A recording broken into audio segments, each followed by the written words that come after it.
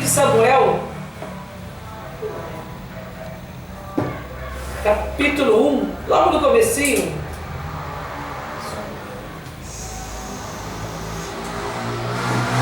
nós vamos falar hoje um pouquinho sobre construção familiar. A importância de você construir a sua família corretamente.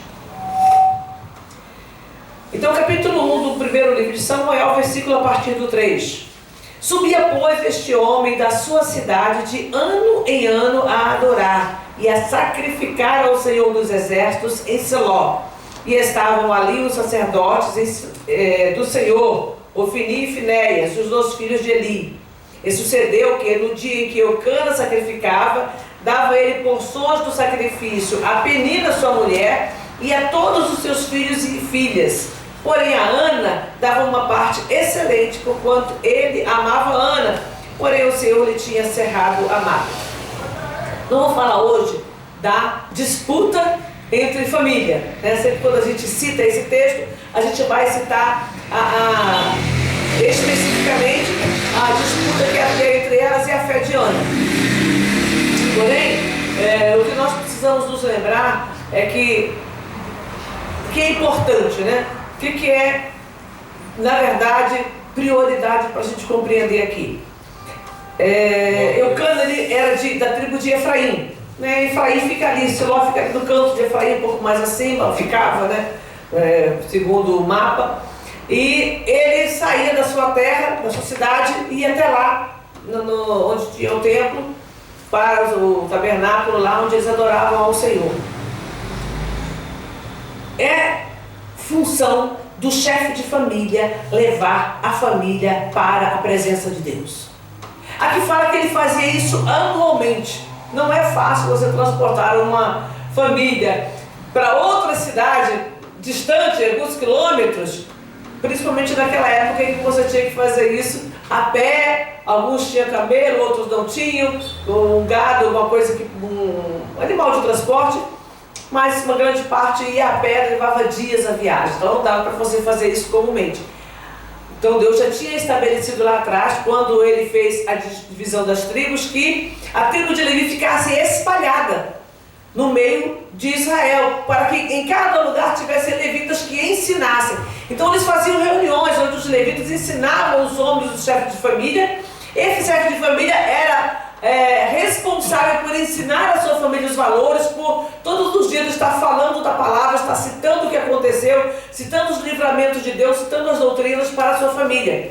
Mas ainda assim, anualmente eles tinham 3 festas, mas vamos colocar aquele, pelo menos uma vez no ano aqui, o Cana levava a família toda lá para Siló para prestar adoração, para que não ficasse somente nas palavras, mas para que eles compreendessem a importância da adoração, da reverência a Deus e do conhecimento de Deus.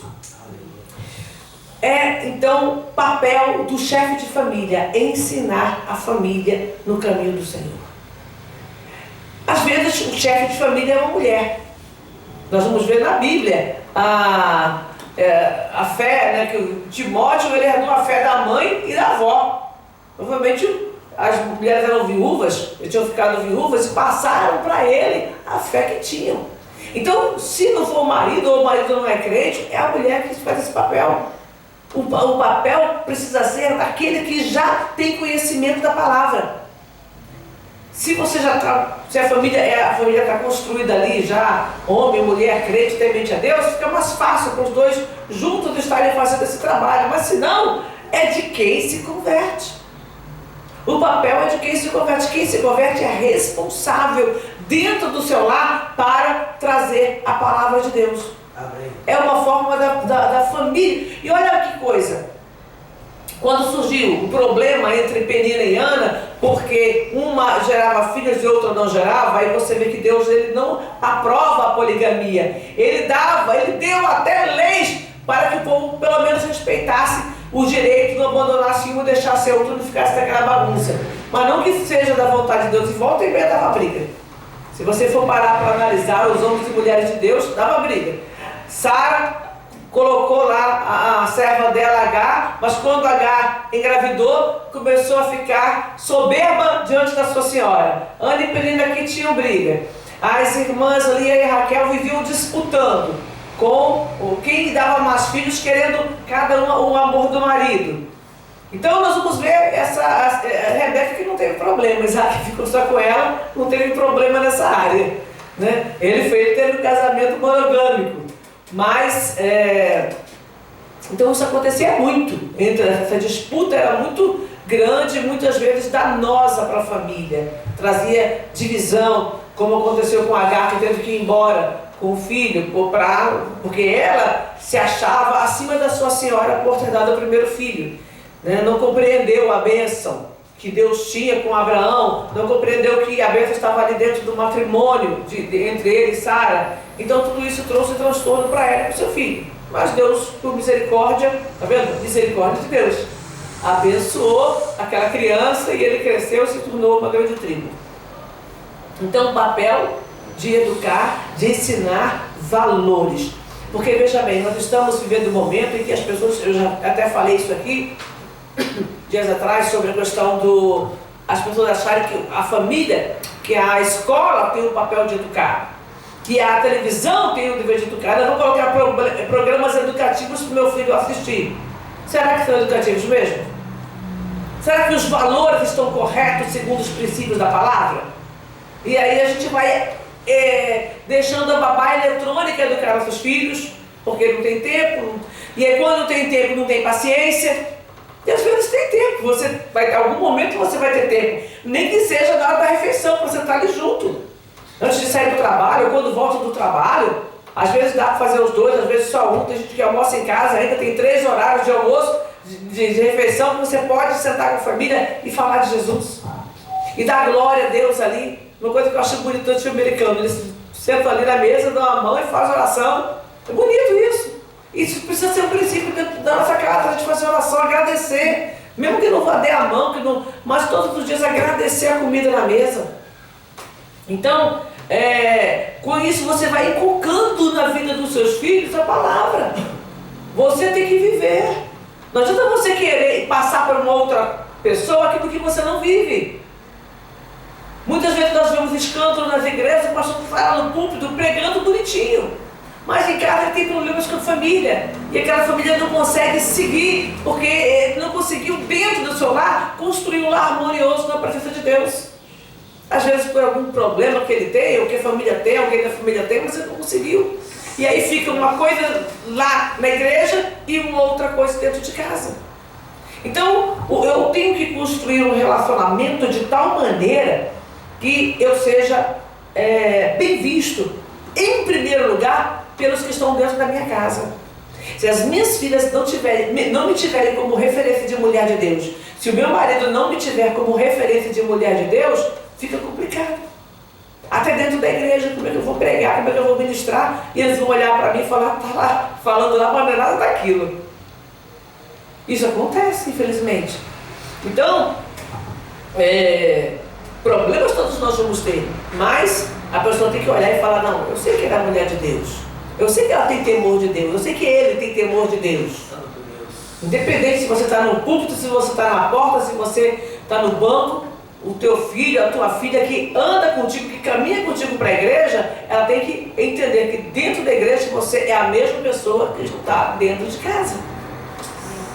Que você sabe se conduzir prudentemente dentro da igreja, mas que também sabe se conduzir prudentemente dentro de casa, no meio da parentela, no meio da vizinhança, no seu local de trabalho. Então, isso ajuda com que você se torne um referencial. A pessoa sabe que na hora da dificuldade ela pode te procurar para pedir uma oração. Ela sabe que ela pode te procurar para pedir para ajudar alguém em oração. Ela sabe que ela pode te procurar para pedir conselhos, porque ela vê em você temor de Deus. Então é muito importante essa referência de família na vida de cada um de nós.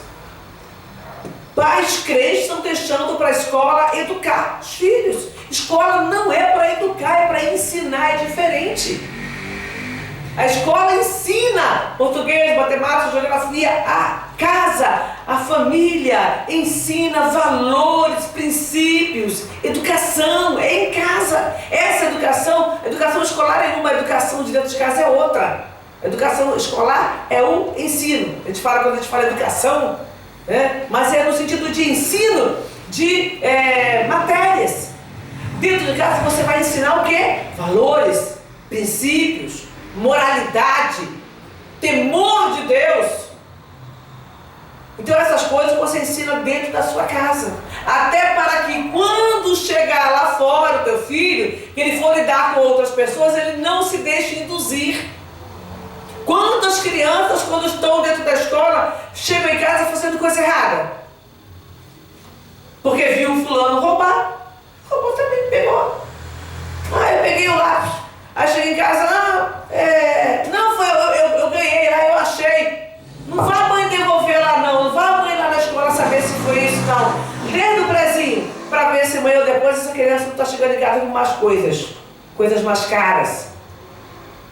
Então, é dentro de casa que você tem que ensinar valores, que você tem que mostrar para a criança o que você deve fazer e o que você não deve. Uma outra coisa, quando eu estava preparando essa mensagem, eu estava me lembrando, né? Quantos filhos que não sabem respeitar os pais dentro de casa?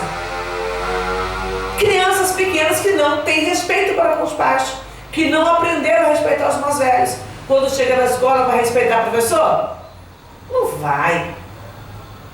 Quando chega no trabalho, vai respeitar? Não vai. Porque ele não aprendeu o princípio da autoridade. Então tem jovens que chegam no local de trabalho e aprontam, e respondem, e afrontam, porque não aprenderam isso dentro da sua casa. E se eu não aprendo dentro da minha casa, eu não vou ter o que dar lá fora. É a mesma coisa que um aluno se matricula na escola, entra ali, assiste a aula, mas ele está com a cabeça longe. Ele está no celular, ele está fazendo outra coisa, está conversando com o coleguinha, fazendo um risquinho na cadeira, na mesa, não sei mais aonde. Termina o ano, ele não conseguiu ter conhecimento daquela matéria. Aí, antigamente era reprovado, hoje não, hoje vai passando, e vai passando, e vai passando. Tem aluno que chega na 8ª série e não sabe ler. Eu já cheguei a alfabetizar uma moça com 18 anos, que ela estava na 8ª série, ela ia se formar, ela saiu da escola e falou, não vou me formar sem saber ler. E aí ela veio aqui, eu ensinei ela a ler e escrever, ela aprendeu a ler e escrever, depois, a última vez que eu encontrei com ela, ela estava trabalhando, mas aprendeu. Mas ela não queria se formar, eu não quero ter um diploma se eu não sei ler e escrever, eu sei copiar. Tem até letra bonita. Ela copiava tudo, mas ela não conseguia discernir o nome dela. Então nós oramos com ela, nós ensinei para ela as palavras, letras, ensinei as palavras, ensinei a ler. Ela saiu lendo, ela pegava um texto, uma revista, alguma coisa, ela pegava e lia. E depois, se você ditasse para ela, ela escrevia. Depois eu não sei se ela voltou para a escola, mas ela falou, não quero. Então hoje a gente tem essa questão, a pessoa é graduada analfabeto. É cada coisa, cada erro absurdo, porque a pessoa ela não se dedicou ali. E dentro de casa é a mesma coisa. Se eu não aprendi corretamente, eu não vou ter o que dar lá fora, gente. Se você não aprendeu a dizer obrigada, por favor, bom dia, boa tarde, tudo bem, você não vai falar. O professor faz alguma coisa, você não vai dar. Como você falou com a sua colega de trabalho.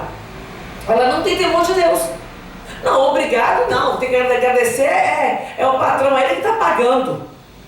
Tá, mas o patrão está pagando porque Deus tocou no coração daquele homem. Então, como ela não aprendeu a valorizar a presença de Deus, como ela não conseguiu enxergar e ter temor de Deus, ela não vai poder falar. E ela acha até estranho que alguém dê glória a Deus, sendo que foi o patrão que nem teme a Deus que pagou. Mas é Deus fazendo a obra e nós conseguimos enxergar isso. Amém. Então, quando eu consigo enxergar isso e ensinar isso para as minhas filhas, elas vão entender. Os filhos vão compreender. Quando o pai ensina para os filhos vão crescer entendendo. Olha que foi Deus. Olha que livramento. Olha, eu passei ali, logo depois tive um acidente. Que livramento, como é que Deus me livrou. Eu tinha acabado de passar. Eu tinha acabado de sair. Eu ainda não tinha chegado, eu me atrasei. Eu lembrei agora da situação lá do filho da irmã. Ele saiu com os colegas para a escola. 2 amigos perderam o ônibus. Os outros, quando desceram do ônibus, tinha quantos lá? 7. Quando os 7 desceram do ônibus, veio uma turminha de moto e limpou. Tirou o celular, pegou as coisas de valor lá dos jovens, adolescentes, e foi embora. Os outros 2 tiveram um livramento. Depois ele falou, agora foi quando eu perder, porque é livramento. Então os outros 2 que perderam o ônibus não foram roubados, os outros todos foram roubados. Né? Mas você pode até não estar lá firme na igreja, mas você vai lembrar, não, isso aí foi livramento. Porque você aprendeu lá atrás, você foi ensinado acerca desse assunto. Então é importante nós entendermos essas coisas.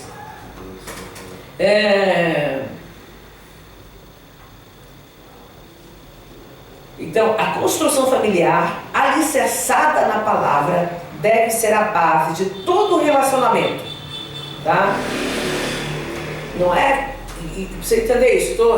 Na hora que eu vou lendo, pesquisando, eu mesmo vou escrever para poder algumas coisas que eu quero falar. Mas não é aquela religiosidade barata. Tem religiosidade barata? Tem.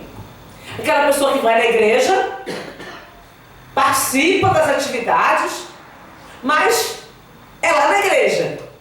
Ser crente é dentro da igreja, é assim, vestir a roupa, estou dando glória a Deus e aleluia, vestir a roupa do culto. Cheguei em casa, acabou. Às vezes nem cheguei em casa, saiu aqui da porta da igreja, já sai fazendo fofoca, já sai contando histórias, já sai brigando, às vezes xingando. Então a religiosidade dela é somente dentro da igreja. Eu me lembro de uma irmã que nós oramos por ela aqui muitos anos, uns 20 anos, por aí. Ela veio aqui na igreja, estava cheia de dores. Aí nós oramos, o pastor Alcântara orou pela vida dela, ela ficou feliz.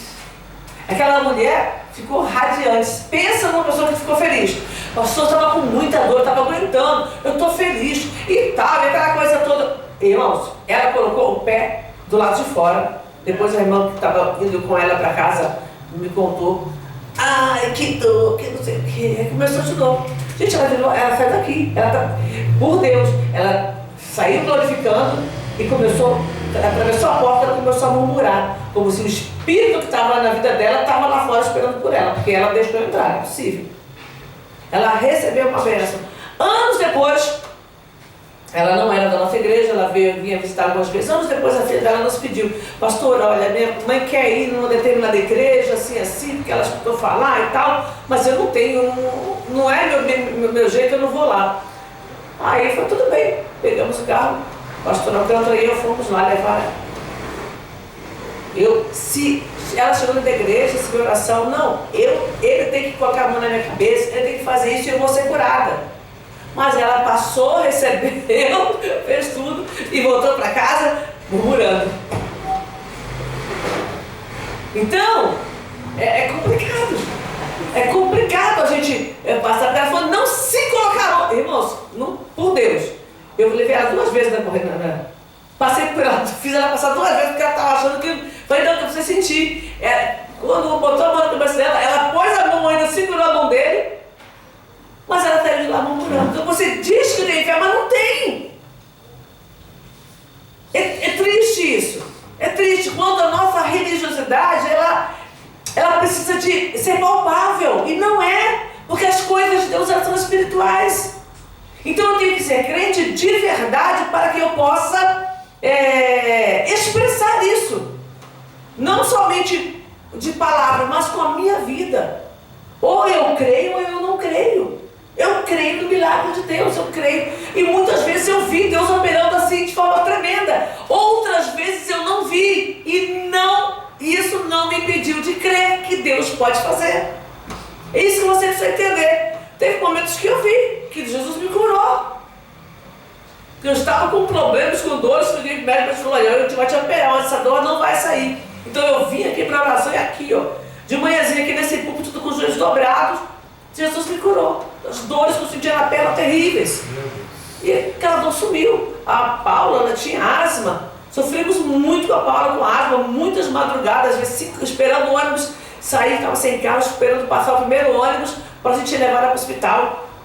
Porque em casa não dava vencimento, a inalação, as coisas não davam vencimento. E Jesus curou ela quando ela tinha 12 anos, orando aqui, clamando pela vida dela, Jesus curou. Então eu creio.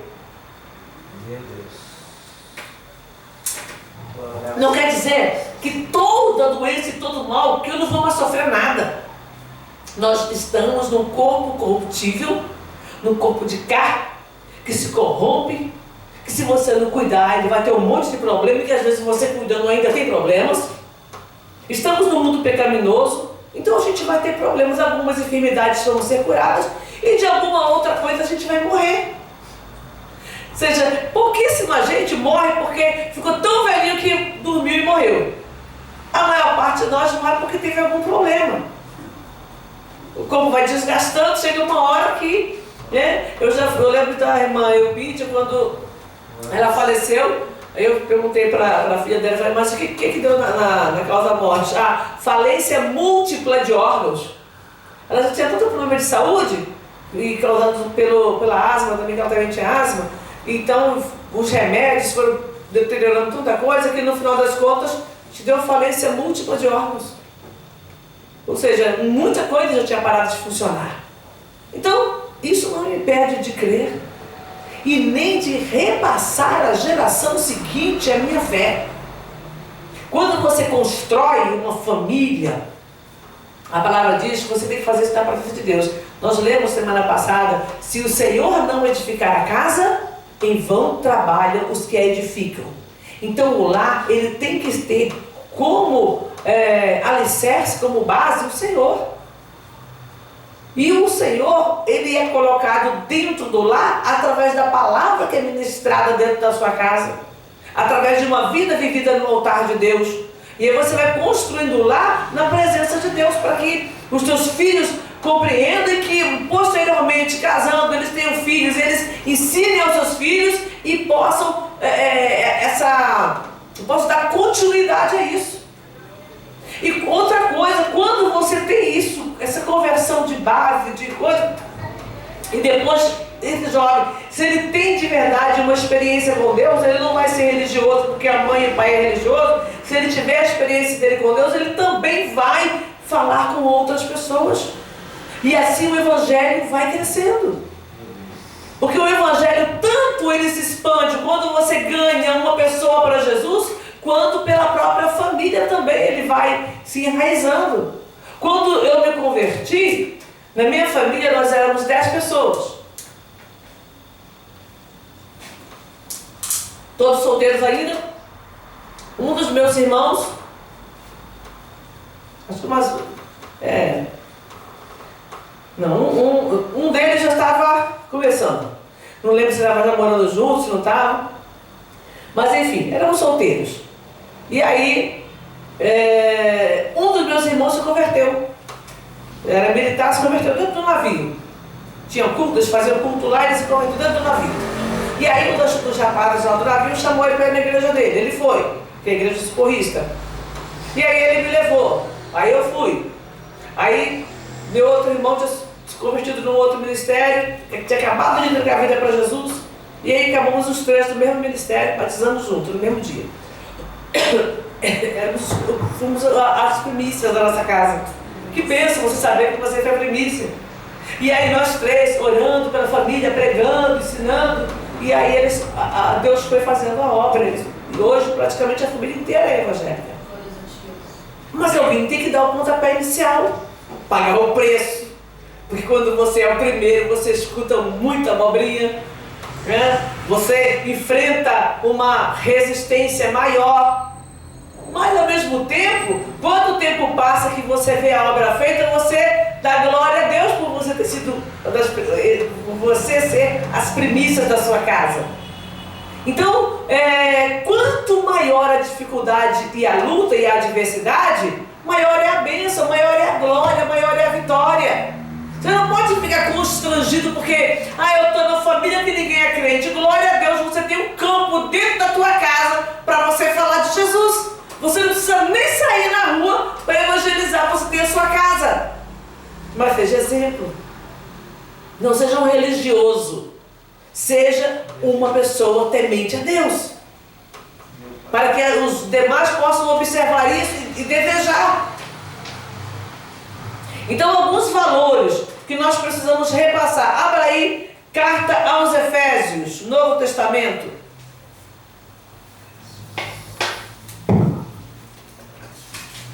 Capítulo 5.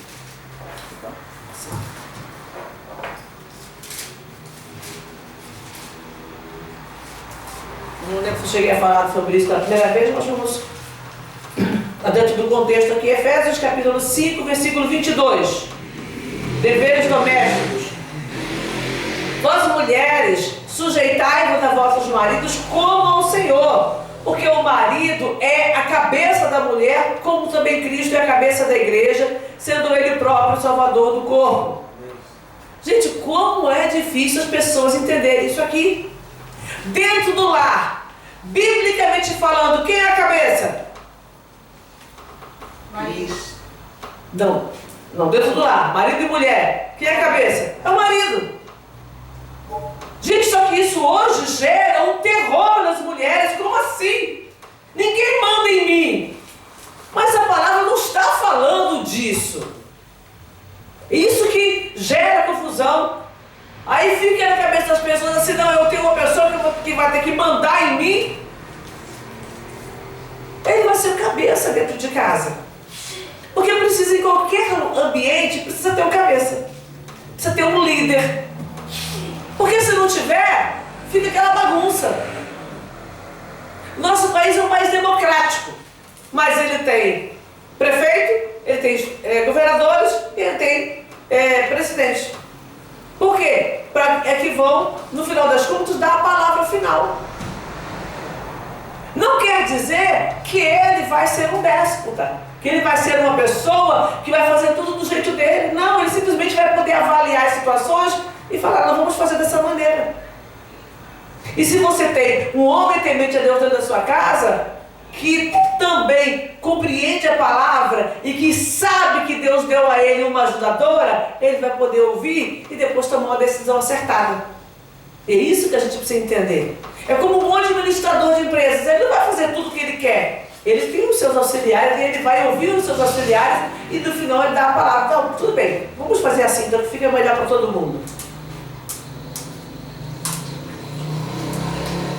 Então, ser cabeça não é ser um abusador.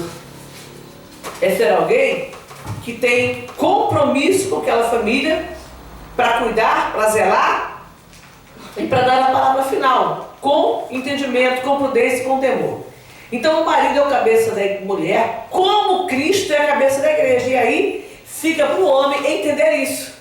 Ele é o cabeça da igreja, da esposa, como Cristo é a cabeça da igreja. Ou seja, ele tem que zelar, ele é responsável. Cristo é aquele que cuida da sua igreja no decorrer dos anos, que nunca se cansa. E olha quantas igrejas têm apostatado da fé, como Laodiceia, mas Cristo está ali batendo na porta e buscando resgatar essa igreja.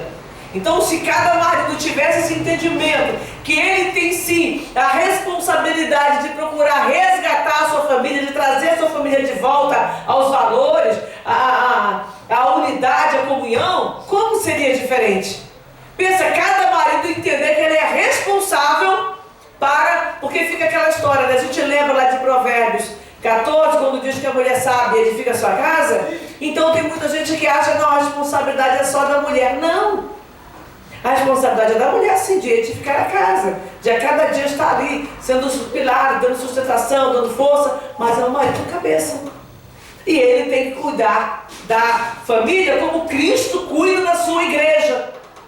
E aí, olha a diferença que seria se o homem tivesse, o homem que tem no lar, em que o homem tem esse compromisso, que tem essa responsabilidade, as coisas funcionam melhor.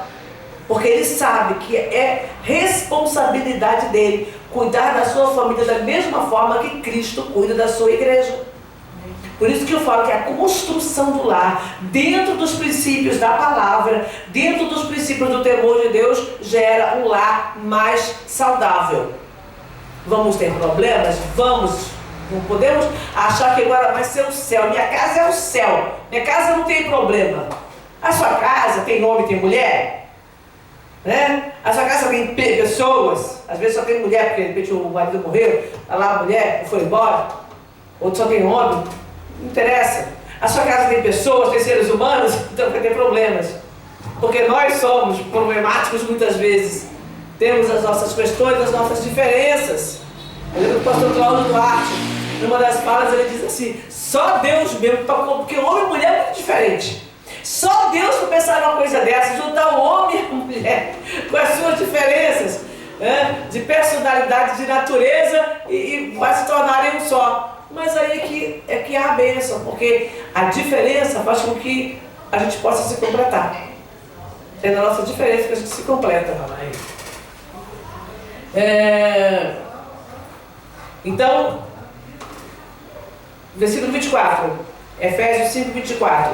De sorte que assim como a igreja está sujeita a Cristo, assim também as mulheres sejam em tudo sujeitas a seu marido.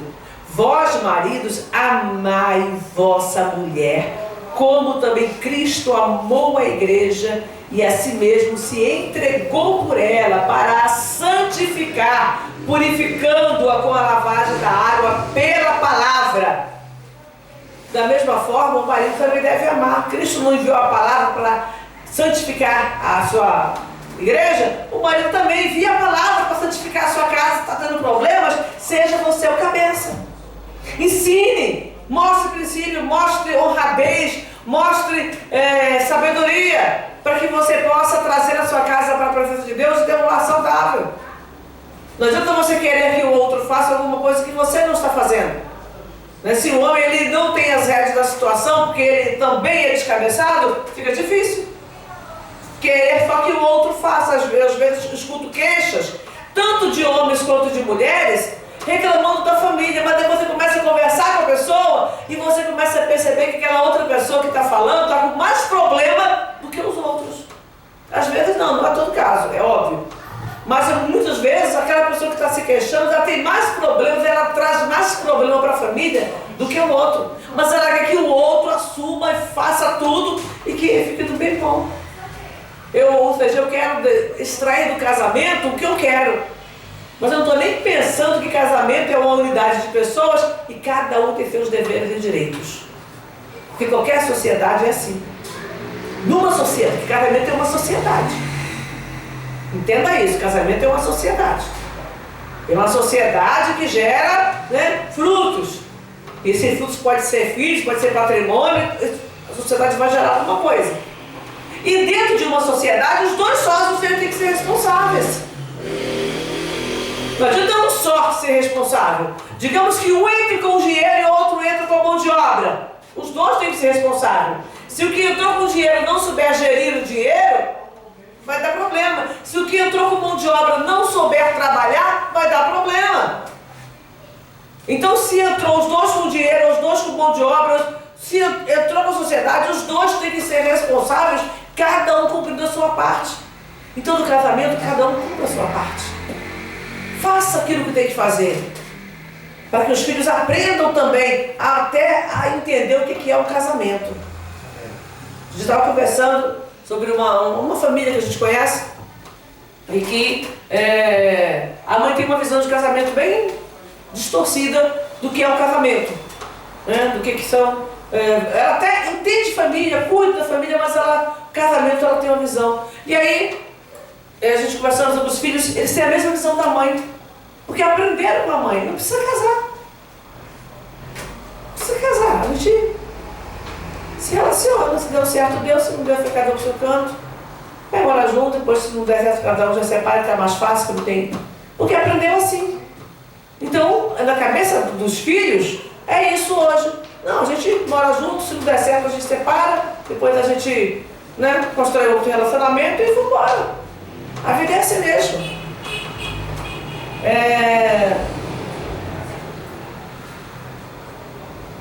Deuteronômio, só para a gente fechar aqui, Deuteronômio 6 e 7.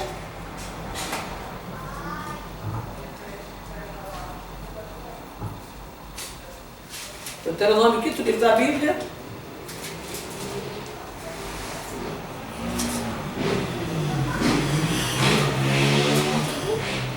Deuteronômio capítulo 6, versículo 6. Deuteronômio 5, Jesus. E estas palavras que hoje te ordeno estarão no teu coração, e aí intimarás a teus filhos, e dela falarás, assentado em tua casa, andando pelo caminho, deitando-te e levantando-te. Também as atarás por sinal na tua mão, e te serão por testeira entre os teus olhos, e as escreverás nos umbrais de tua casa e nas tuas portas. Não é para ficar só numa Bíblia, em cima de uma escrivaninha, dentro de uma gaveta. Você vai falar de manhã, você vai falar andando, você vai falar de tarde, você vai falar comendo, você vai colocar aqui o texto da palavra aqui na mão, o texto da palavra na testa, o texto da palavra no umbral da tua porta, dentro da tua casa, este versículo bíblico, você bater o olho lá, está lembrando da palavra. É isso, é ter a palavra em todo o tempo para você meditar nela, aonde você estiver, e não é só ter ela lá, você vai falar dela o dia todo, você vai intimar. E quando alguém fala sobre falar de Jesus para os filhos, falar, você fica também. A Bíblia manda intimar os teus filhos a conhecer a palavra. Então é obrigação do pai e da mãe, sim. Se ele vai obedecer ou não lá na frente é problema dele. Mas a responsabilidade nossa é inculcar essa palavra na cabeça dos teus filhos. Provérbios 22:6. Ensina a criança no caminho em que deve andar, e até quando envelhecer, não se desviará dele. Então essas coisas a gente tem que aprender. 1 Timóteo 4:12 fala, se exemplo dos fiéis na palavra, no trato, no conhecimento. E você, tem sido exemplo para os teus filhos? Às vezes você quer ser exemplo para a igreja, quer ser exemplo para o outro que está lá fora, mas você não consegue ser exemplo dentro de casa. Então se a Bíblia manda ensinar, se a Bíblia manda ser exemplo, se a Bíblia manda inculcar, faça a tua parte e deixa o resto com Deus. Nunca desista, nunca abandone a sua responsabilidade, nunca saia fora daquilo que Deus mandou você fazer. O que é seu para você fazer, faça você. E o restante, entrega na mão de Deus. Amém? Graças a Deus. Vamos ficar de pé e vamos orar. Glória.